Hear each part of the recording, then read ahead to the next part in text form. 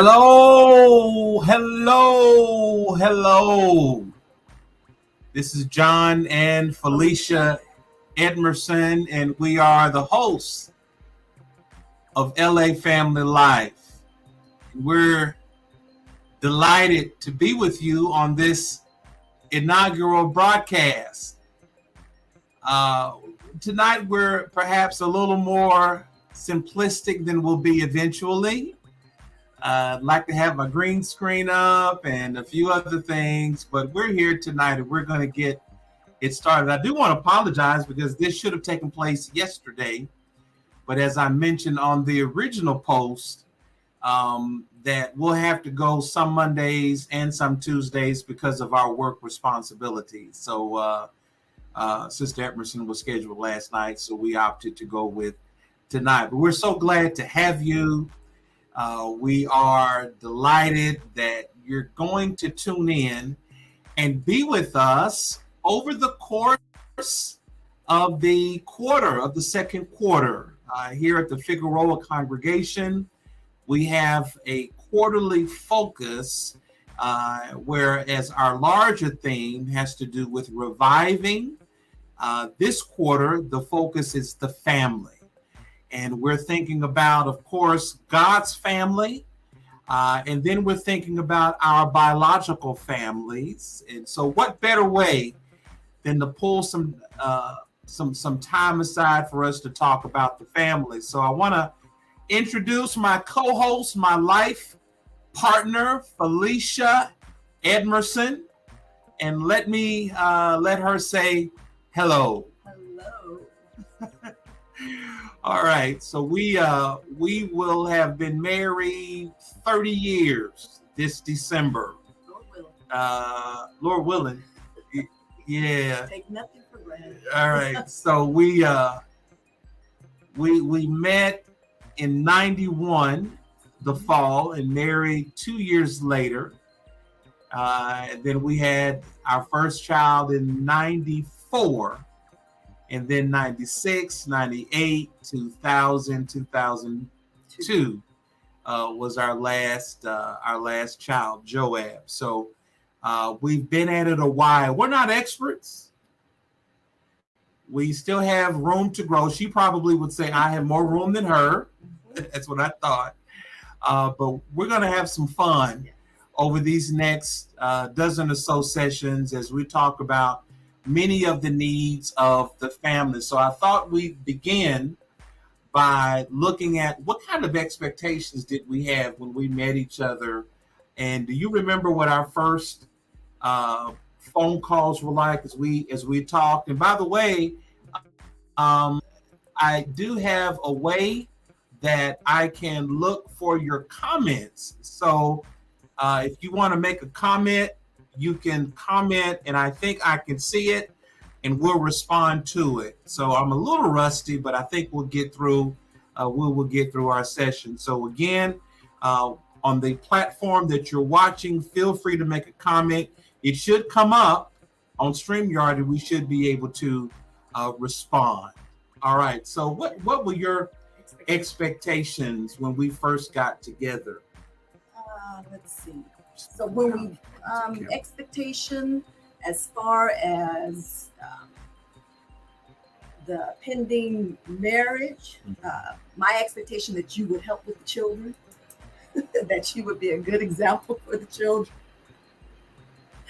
So that my expectation was that we were planning on having children, so that was our plan to have children, right, and not to prolong it. So right, so my very first conversation was like a weeding out conversation, and it basically went like I'd love to have 5 children. Mm-hmm.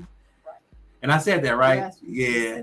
And would I be willing? Right. 2 things. Would I be willing to have 5 children? And would I be willing to leave California? Right. Because I think I knew at the time that my horizon would be California and other places as well. And it's hard to get Californians to leave California. I mean, they are just so committed to the Sunshine State. But she told me she'd go. Yeah. And then with the kids, I'll go. Right. I don't remember you saying much about the 5 kids. What did you say? I said if I could. I made my quota, so. Right.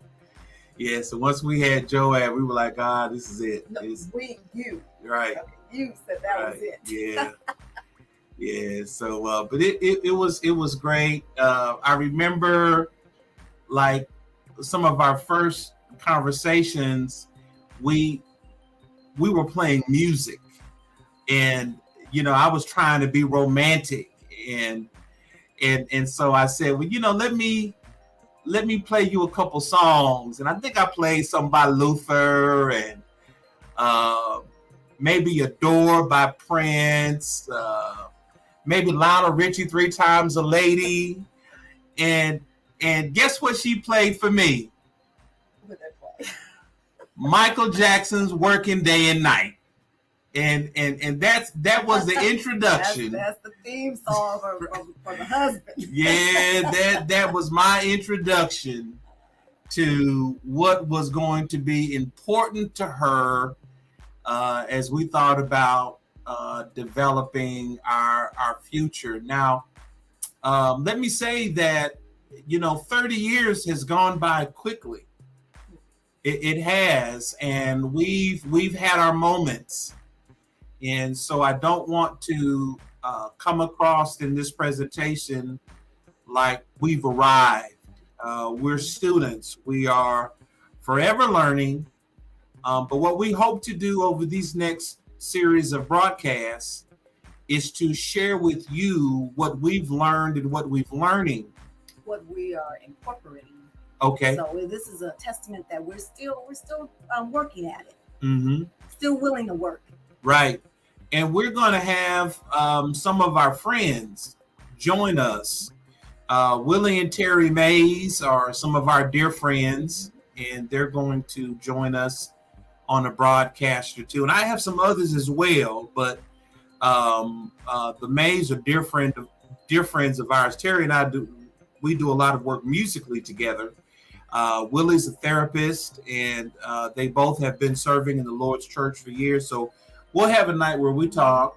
My sister and I will talk about coming up as children, and I want Fee to do the same. We'll talk about some of the things that we liked, some of the things we didn't like, and how we try to correct those things with our truth, and then how they'll try to do it with theirs. We're also going to expose you to some really good material. There's no excuse for a couple today, for a family today, to say we don't know. That is often an excuse. There is information galore, and we're going to give you some of the resources. I'm actually going to give you tonight one of my favorite books that I use in couples as I'm doing premarital counseling, which is one of my favorite things to do in terms of getting couples ready for marriage. So stay tuned for that. So anything you want to mention before we get into what we're going to do tonight? All right. So what we're going to talk about tonight are some ideas around staying married. And so if you think about it, you're newly married, and you have the coming together of this husband and wife, and they have to somehow figure out a way to bring two families together, two ways of doing life together, make it work. And then the idea is to do it over time. There was a day when Christians in general, where the likelihood for divorce in our families were much lower. They're now about 50-50. And I remember when the data was different, but now it doesn't appear that Christianity in and of itself is evidenting in a way where our married couples are faring better than other couples. So with that being said, then we want to pay close attention to the Bible, to spiritual principles, and we want to look for ways that we can think about this relationship thing for long term. So what we've done is we've come up with 10 ways that we can look at our situation. And so what we're going to do is actually go through our slide. So this is 10 things to think about to help you stay married. And you may have some things that you want to incorporate. So, and you may need more than 10 just to get you started. Right. So, put in the chat and let's talk about it. So before we get started, though, I do want to encourage you to visit us at the Figueroa congregation. Our minister is Vincent E. Hawkins. Love him to death. Dynamic minister. Come to Bible class on Sundays at 9 o'clock. Our worship starts about 10 o'clock. You'll be done about 11:30 or so. So come and worship with us. 455 West 57th Street, Los Angeles, California, 90037. We would absolutely love to have you. So wanted to make sure we got that out of the way. All right. So 10 things to think about to help you stay married. So let's see. What's the first one? All right. Here we go. Drum roll, please. All right. So this is one of Felicia's. So I'll let her talk about it. I did the first 5, and I gave John the second 5. So consider him a friend. And then I listed some scriptures that kind of help you kind of reiterate what a friend is. And the reason why that's important, because there are some things that you just will do for a friend that you won't do for anyone else. So keeping, trying to envision him and or even if you have to pretend that he is a friend, that's good to a good strategy. Yeah, Dr. William Harley, in a book called His Needs, Her Needs, one of the 5 primary needs for a man is companionship, friendship. So the fact that she said, Felicia said, consider him a friend, ties into meeting a principal need, in that he needs to feel, we both want to feel that we are not only lovers, we're close in that way, but that we're actually friends. And that really says a lot. So I'm very pleased to think that that I'm a friend to her. I am a friend to you, aren't I? I will consider you always as a friend, whether or not you behave like a friend. All right. So consider him a friend. Your friend, you don't have to worry about calling them. They'll call you. You guys will call each other. You enjoy spending time together. And you make time to spend with a friend. Right. You have some of the same interests, some you don't. And I often think about when at times we're going out to eat, and I tell Felicia, I really don't care, because it's not the food, it's the fact that I'm spending that time with you. Now, I don't know that you feel that way. You usually want what you want, but for me, it's that I want to have that time with her. Oh, all right. Looks like we have our first comment. Looks like that's my brilliant sister. Hello, John and Felicia from the Lane family in Cincinnati, Ohio. Hello, Dr. Lane, Marvin, Lachelle. Good to see you guys on. Thank you for your support.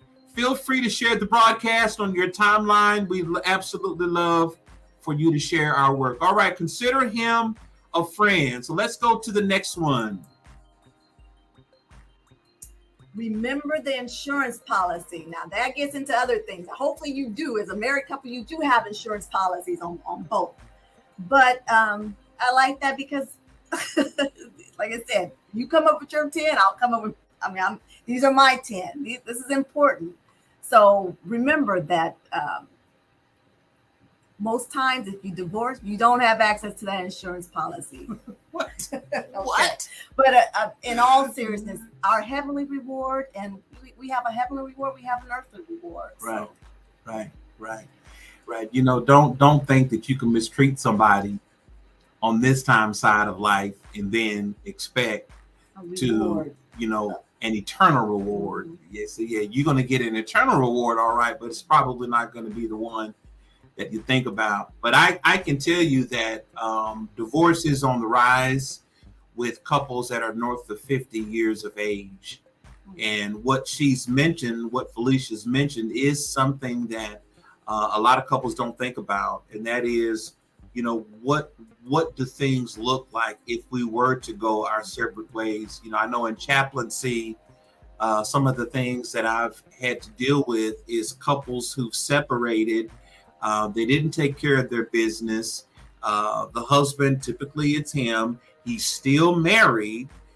So it's actually the wife that he's no longer with that was the official next of kin, who's in a position to make all types of decisions. So in this sense, you do want to think about your finances, your 401k, your 403b, your IRAs, just all of those types of things. And hopefully it does serve as some kind of a deterrent in that I want to be thinking about those latter years and what our lives can look like if we keep this thing together.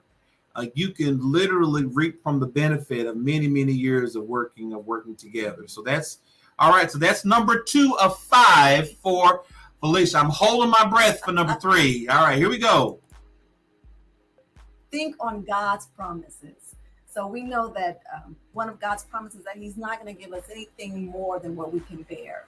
And then God is the best judge. So a lot of times, with marriage, you have give and take. So you think you may be giving more than what you're getting. So, but that you don't need to think about that. Think about what God has said. God is going to reward you. God is going to bless your efforts. So don't think about what your spouse may not be doing, but think about what God has promised that he will do for you when you do what is right. And then marriage is honorable. So we don't want to, God will not be mocked, I guess they say, but we want to make sure that we understand marriage is honorable. The marriage bed is undefiled. And again, God is the true judge, the righteous judge. Mm-hmm. So don't think anything goes unpunished. Right. So I absolutely love that, especially how Felicia laid out those scriptures, because I do think that we have a tendency to complain too much.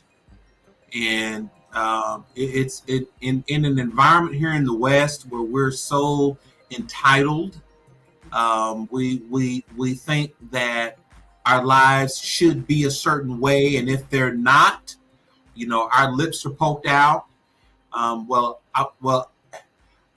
want to give you some perspective. The most modest American lives more fluently than almost anywhere in the world. So the fact that we can be so arrogant, I think, points to areas for growth.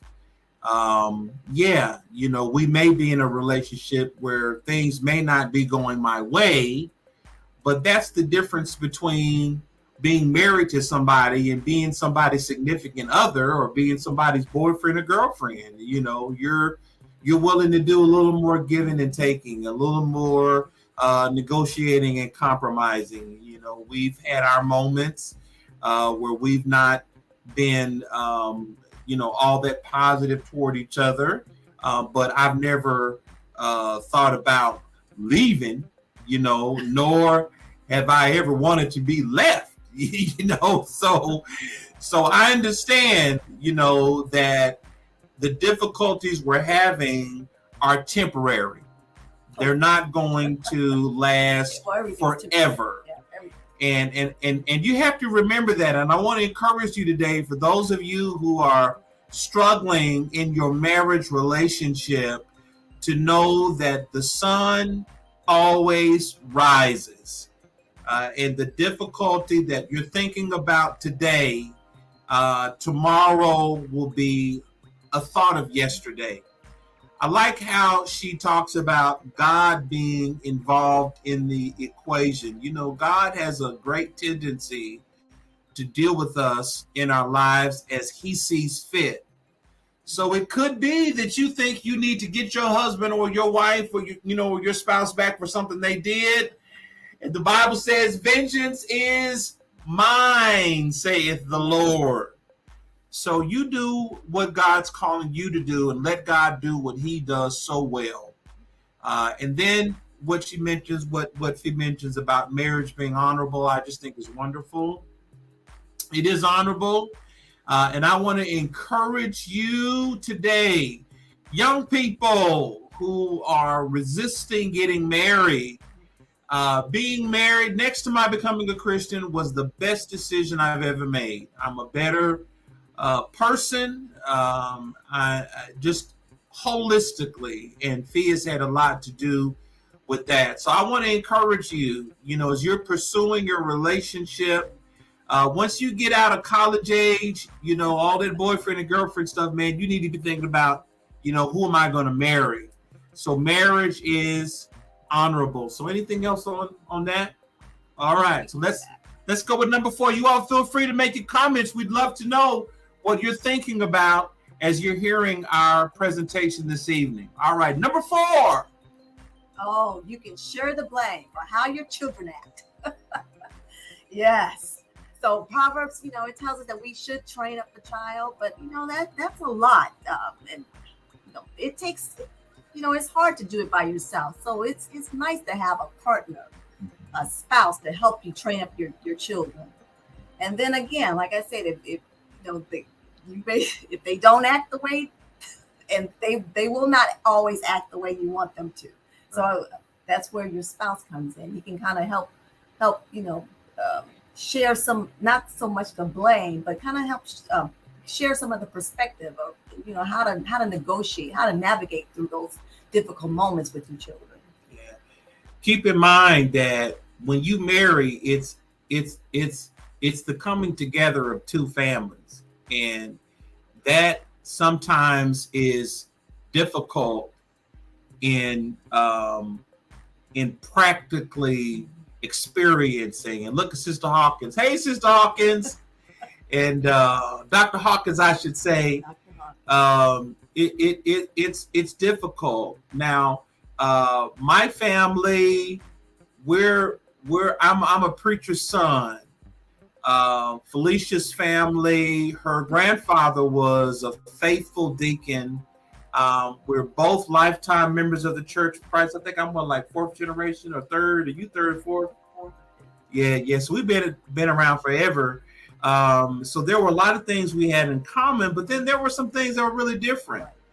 And so when we think about child rearing and how our children are going to be treated, there are some things that are different, and we have to figure out, how are we going to do it? So even as adults now, we're still working through some of that, but the end goal is to try to create as best we can a healthy environment for everybody.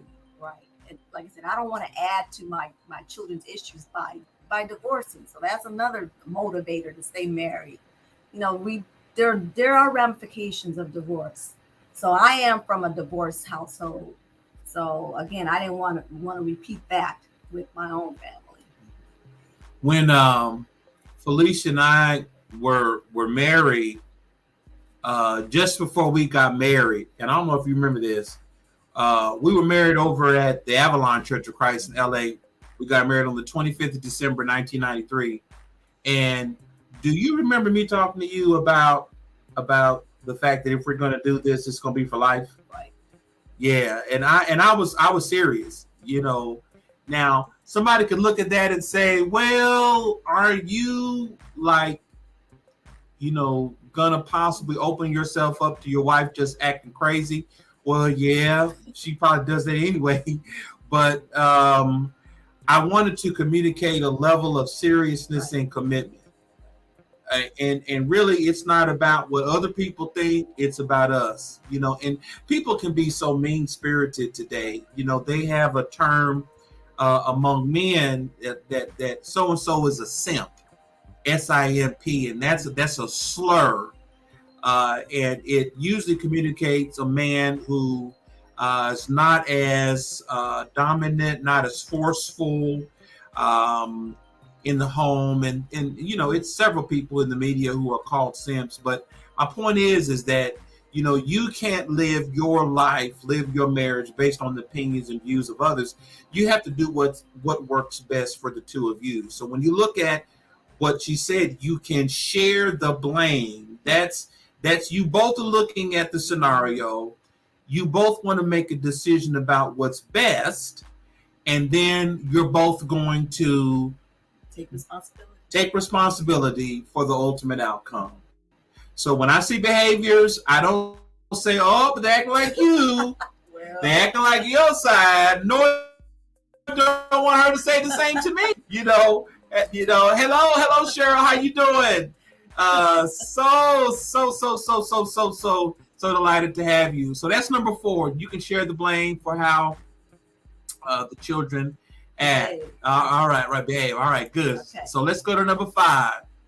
All right, go ahead, sweetie. Okay, so you have to think about why you married him in the first place. Sometimes that gets hard, but you may have to write it down. Okay, so it looks like on the slide it like jumbled it together. Okay. So I'm sorry about that graphic. So let's give her a minute to look up what she mentioned there. So that looks like that's a pie, and maybe each of the pies, each slices of those pies, they represent something. So we'll give her an opportunity to look that up. But in theory, you want to have more of a holistic look. Idealistic. So what prompted you to marry that person? That's definitely what you need to think about. Right. So it's not so linear. There is an abstract kind of component where you're thinking about, how beautiful, how handsome. You're thinking about what they bring to the table mentally, what they bring to the table spiritually, professionally, life goals, all of those things. So it doesn't look like we're going to be able to pick that up, but I guess you get the idea, huh? Yeah, okay. All right, so that's number 5. Now let me go to mine. Number 6 is moi. That's mine, and if she can find it, we'll come back to it. But let me go to mine. All right, so here we go. Here's mine. Number 6. Be generous, forgiving, and gracious. If ever, okay, there she goes. She found it. Let's go back. So let me let you read it. Okay, so you can't read that here, but she's going to go ahead and. That's okay. That's okay. I'll sum it up. Okay. All right. So my first one is be generous, forgiving, and gracious. I've always believed that generosity begins at home. If there's ever a person, if there's ever a group of people that will benefit from that better side of you, that needs to be your family. In an era where we can sometimes be pushed, at least that's our idea, to being cranky, irritable, impatient, mean. We don't want to have that spirit. We want to be generous. We want to be forgiving. We want to treat our spouse and our family like God treats us. And I want to say that again because we have a great tendency to be so accusatory. One of the things that they teach you in chaplaincy training is to be very cautious when you look across and you see so much fault in someone else, because a lot of times there's some projection there, and there are some things happening in that dynamic where maybe you're projecting onto your spouse some of the challenges you're having with yourself. So you want to be forgiving. You want your home to be, you want your marriage to be a place where when forgiveness is needed, the reservoir is full. Now, it doesn't mean that you want to be taken advantage of. It doesn't mean that you want to be a doormat. It does mean, though, that you're going to treat your spouse the way that God treats you, the way that God treats me. When we go to God, God is very good at always forgiving us and allowing us a reset, so to speak. And the Bible says that God separates our sin as far as the east is from the west. In terms of God's ability to remember, God chooses not to remember what we did because we've come to him in faith, apologizing and repenting for what we've done. I'm suggesting that that should be the very thing that couples and families learn how to do today. How silly it is to continue to beat something in the ground. And I'm actually going to come to that as opposed to just saying, hey, let's chalk that up to a bad decision. Let's learn from it. If there are some things that we need to put in place, let's do that. But let's create an environment where we're looking to be not only generous, but forgiving. And then finally, we want to be gracious. And the root word of that is grace. God's grace is great. And we want to have that same dynamic in our homes. Generous, forgiving, and gracious. Maybe you have yours. We'd love to see it. Put that in the chat for me. And John, you use Proverbs 17:9 to support that. Because you talk about how love, it erases lots of mistakes. Right. And how nagging can make the best of friends part. So again, right. We're talking about that I need to consider you as a friend. I definitely don't need to have you nagging me about my past indiscretions, past transgressions, past mistakes. Right. I mean, you wouldn't want God to do that to you, would you? This is Proverbs 17:9.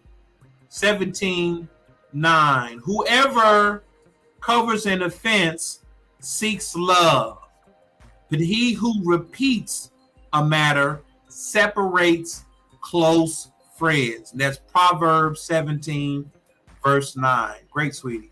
All right, so let's go number 8. Slide 8, rather. Number 7, think long term. Insurance policy. Well, the whole idea is this. With what we're discussing today, and Thurica, yes, she wants to add, be kind to one another. Absolutely. I actually want to come back to that, Thurica. That's a great one. So think long term. I want you to ask yourself, is what you're dealing with today, is that going to mean a lot in 10 or 15 years? And if it's not, then you probably want to let that thing go. And a lot of times, things that we make issues are actually symptoms of deeper issues. So I want you to think long term, and I want to experience life with you in a way where even when we're upset at each other, that we're still looking at the long haul. Now, one of the enemies of this kinds of thinking is selfishness. I want to suggest to you today that Jordan Peterson, who's a guy that I follow, has some pretty good views. One of the things he says about divorce is one of the root causes of divorce is selfishness. It is that people, they have to have their way. They have to have this whole capacity of things have to be my way. That's problematic. When you get married to somebody, you give up the I, and the I now becomes we. You give up the me, and the me now becomes we. Even in a family where you're the oldest grandchild, where you're accustomed to getting your way, hey, you're in a marriage now, or maybe you're the only child, or maybe you're the only daughter, or maybe you're the only son, and you're accustomed to having your way. I want to encourage you to know that life does not revolve around you. Do I need to say that again? life does not revolve around you. So we want to work on growing and becoming. Hopefully this December when we celebrate 30 years, I'm a better husband than I was at year 5 and year 10. And then Felicia can look to me being a better husband at 35 and 40 years than I was at 20 and 25. That's this whole idea of thinking long term. Now, how might that fit in to how you think about security? To think about our marriage as being a longer kind of commitment versus a shorter kind of commitment. Any thoughts there? Well, I'm more willing to put you as my beneficiary on my policy. Oh, Lord. Back to this insurance policy again. Practical. Yeah. Well, so we just want to do a great job of thinking long term. When you make a decision to have a child, that commitment's going to be for that child's life and really for your life. That's not something that you want to take lightly. And our children are going to all have their moments, just like we did. They're going to make some good decisions and bad decisions, but we're parenting for the long term.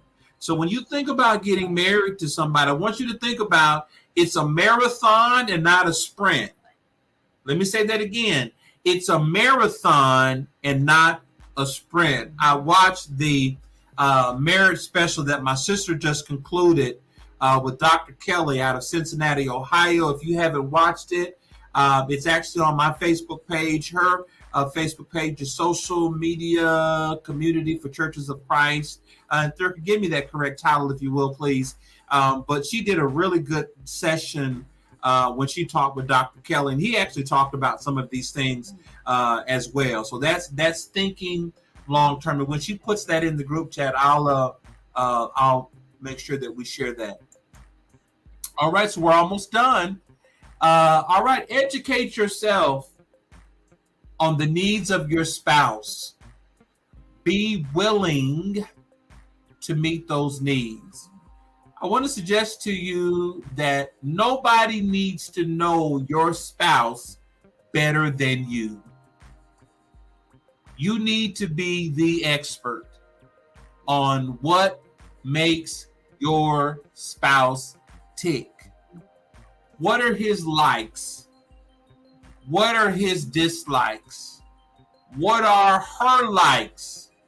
What are her dislikes? Now, let's just talk, okay? Now, I kind of already know with Felicia some of her favorite things. So if we had to say, we're going out to eat, and what kind of food would Felicia want to eat? It's almost always Thai. Almost always Thai. Is that right? That's right. All right. Okay. So this is simple, but I just want to do it with a couple things. So what's my favorite kind of food? Mexican is not my favorite kind of food. I like Southern food. Oh well, I do like Mexican food though. But all right. That's a gift. All right. What about recreation? Now, Felicia's favorite recreation is scrolling shopping. She loves to scroll and shop, and she likes to play not spades, solitaire, Uno. Okay. Oh yeah, play games on her phone. I mean, I can't tell. I mean, she really enjoys that. Okay, now. Oh. No, this is my recreation. Basketball now. Now that's changed. Has it changed? Yeah. Yeah, I like to watch basketball. Right. I think that the only reason for most of our marriage, I only watch sports was so that I would have something to talk to the brothers about. But now I genuinely like basketball. I like the NBA.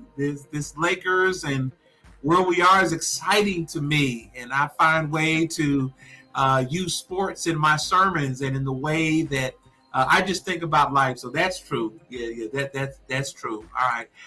Well, last thing, how about our favorite vacation spot? Yeah, I don't know, but we have one. Yeah, I don't know. All right. But point is that you want to educate, this whole work husband and work wife idea. I don't know how I feel about that. I mean, I get the point that you spend a lot of time with somebody, but You have to explain that. Let's just do that. Explain that. All right. Well, when they say when you have a work husband that you spend time with him and that becomes the person that you connect with, I don't think it's the wisest thing. I'm just trying to illustrate this whole educating yourself on the needs of your spouse, regardless of who I'm working with, regardless of how well we get along. They should never know more about my spouse than me. And so you got to be the expert. And that's actually one of the conversations that I have with spouses when they come in, is that you have to know your spouse better than anybody. When you get married, that focus goes from her family and your family. Now it's the new family that you guys are going to develop, and you need to be an expert on what makes your wife happy, what brings her pleasure, what are things she enjoys to do, and vice versa. So do you agree with that? All right. Okay. All right. Good. All right. So we're slowly but surely getting to the end. And Thurk, if you will, make sure you give me the official name. I think it's Social Media for Churches of Christ, if I'm not mistaken. I just wanted to make sure that we watched that interview, that we encouraged our viewers to watch the interview with Dr. Kelly that you just did. All right. Number 9. Dream and build together. It's important that when you dream and you build, that you think about it in terms of the two of you. It's a step in the wrong direction for you to dream and build individually of your spouse. That whole coming together with husband and wife is big. So when you think about what you want to do, you ought to say, well, what do we want to do? And you're dreaming and you're building together. So here we are. We're coming up on year 30 in a couple months. Well, what do we want year 40 and year 50 to look like? What do we want year 55 and maybe year 60 to look like? We're going to get there with a lot more happiness and pleasure and enjoyment if we're plotting this path together.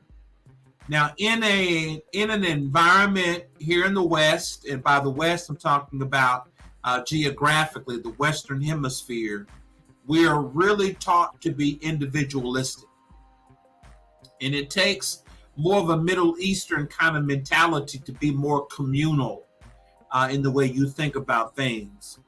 That's important because when we say dream and build together, you have to know that a good part of our society is not going to affirm you for thinking in this way. But I've seen it. I've seen couples separate who did not do enough together types of things. So we want to encourage you to dream and build together. How you feel about that?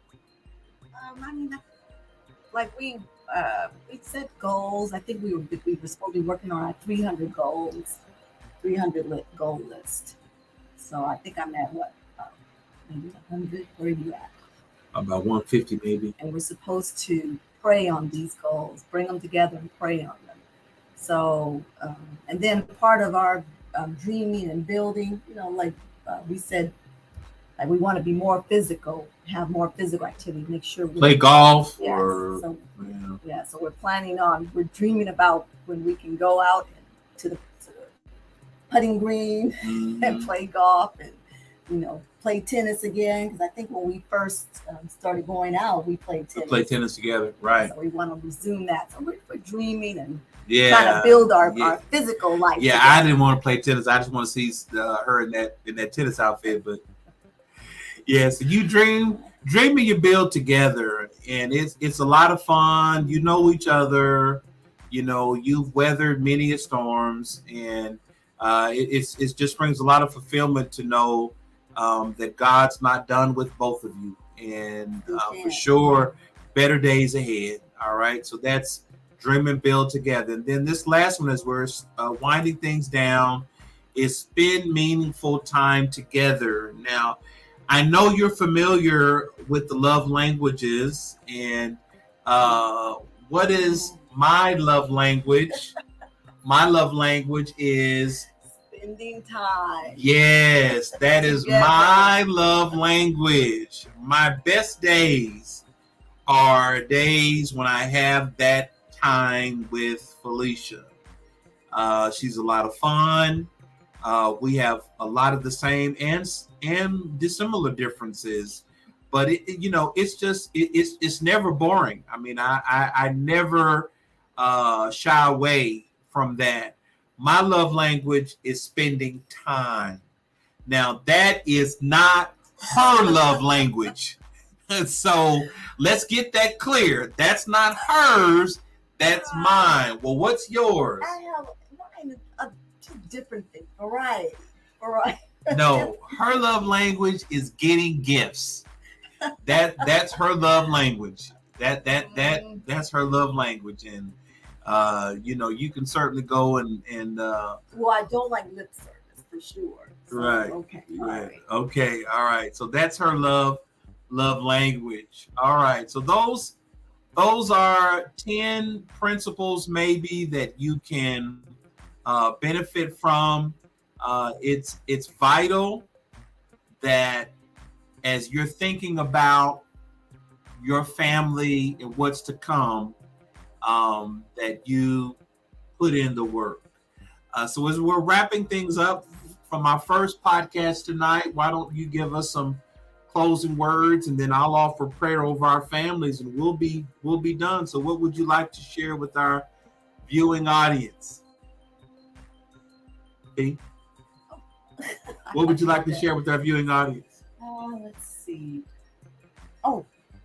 Back to my fifth and last strategy on staying married. I said to think about why you married him in the first place. So that's part of meditating on all which is good. Paul tells us constantly to meditate on that which is good, and then basically do the right thing. We know what the right thing is. So John talked about selfishness. It's not about us. We want to please God, not ourselves. Right. So our slide didn't come out, but so she had the circle broken down into the different pieces. So one was do the right thing. And then I have 3 John 1:11 you may want to look at. Romans 12:9, and then 1 Thessalonians 5:21. So again, this is can just you repeat those started. again, please? 3 John 1:11, Romans 12:9, 1 Thessalonians 5:21. All right, so that's 3. All right, 3 John. All right, just to get you started, like I said, come up with your own, and these are good for me. 10 that work for me. So find some that work for you. All right. But the goal is stay together. Right. So come on back next week. Next Monday, we should be ready with our second podcast, and we'll find a way to get this uploaded so you can look at it at a later time. But thank you so much for your time this week. We appreciate so much. Cheryl, thank you so much. Hawk, thank you so much. Appreciate. Let's see. Ms. Mendes Angel. Love y'all. Well, we love you. Thank you so much. We're going to have a closing word of prayer, and then we're going to be done for tonight. All right? So let's bow. Our great God, we thank you so much for this evening, the time we've had together to share with our brothers and sisters and friends alike. We ask your greatest blessings upon our families and what we're trying to do. May we find you and allow you to be what guides and directs our home. We pray a special blessing in the lives of those who are participating in this broadcast.